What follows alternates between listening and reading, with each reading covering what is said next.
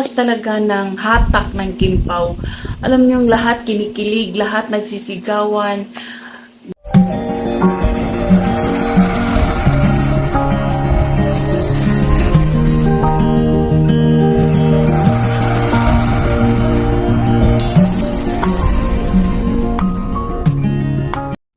Hi guys, good evening. This is Manay Gina and welcome back sa aking YouTube channel. So guys, for today's video, pag-usapan natin ang Kim Pao. Kasi nga, grabe, pinungog sila ng napakaraming tao nung pumunta sila. Kahapon ba yun? Doon sa Rojas City. Kasi meron silang, parang meron silang provincial tour yata. Ba tawag doon? Di ko lang sure. Correct me if I'm wrong.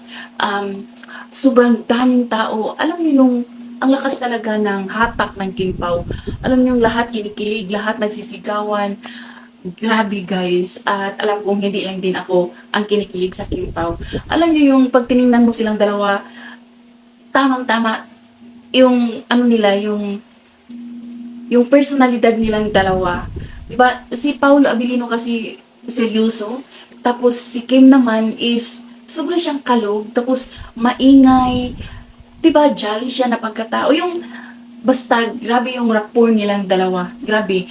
At saka yung mga tao talaga makikita mo na kapag nasa stage na yung Kim Pao, sobrang nagsisigawan na lahat na halos di mo na marinig yung boses ng Kim Pao. Parang yung boses na lang ng mga tao na nagsisigawan, na kinikilig. Diba? Grabe, grabe talaga. So sana, no, maging sila talaga. Pero, parang naano na yan sila ni Rudy Baldwin. Pati sino ba yung isa? Basta mayroon pang nanghula na hinulaan silang dalawa na sila ang magkatuluyan. Sabi naman nung ayaw sa Kim Pao, maniwala naman kayo sa hula.